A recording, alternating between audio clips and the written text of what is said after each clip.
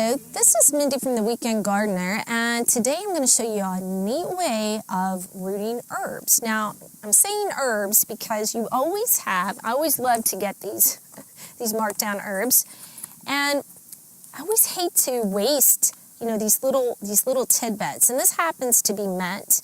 Mint is very easy to root, and so I'm going to show you a really unique way that will allow you to use those little tidbits that you have either on the very end of the stem or at the very top of the stem to grow your own herbs. So mint, basil works well in this technique.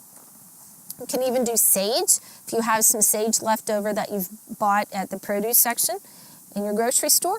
And what I did is I cut some slits and the sponge, and what I'm going to do is I'm going to stick these cuttings. Now, we did a video very similar to this, but in that video we planted seeds. In this video, what we're doing is we're creating a moist environment by which to root cuttings in.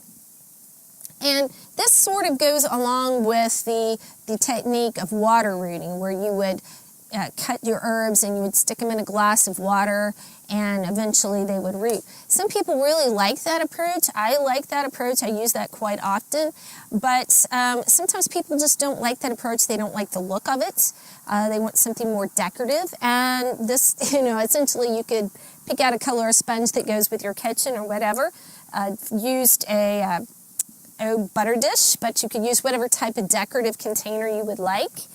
And this technique is you want to make sure that you use small. This is pretty small cutting. Make sure it's cut at an angle. There's no reason to use any type of rooting hormone because, again, mint is very easy to root.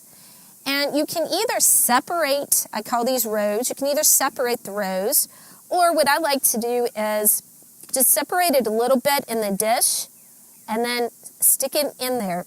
When the row closes, it'll help keep your cutting upright. Now, the other thing I like about this technique is the fact that it's difficult to overwater. And what I mean by that is and I'll show you how I water this. When you water, you give that sponge some time to soak up the water. It will only soak up as much water as it has cell space for.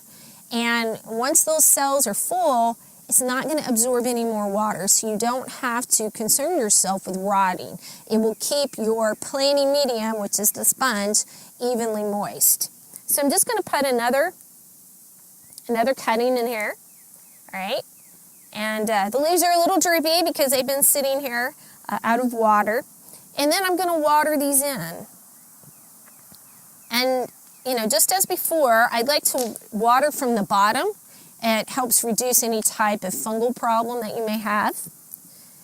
And then I will put my cutting on a sunning windowsill after I've drained the water off. Now, I know what you're thinking. How can you tell if the cutting has rooted? If you give a gentle wiggle and you feel some resistance, that means the cutting has rooted. Now, how do you get it out? And I know what you're thinking. The roots have just gone all through the cells of the sponge, and there's a menagerie of problems here. You can simply open the row up and harvest your cuttings. So the next time you're at the grocery store and you buy those fresh herbs, don't let these little snippets go to waste. You can actually start some fresh herbs in your home with something that you would have put in the compost bin. So until we meet in the garden again, this has been Mindy from the Weekend Gardener.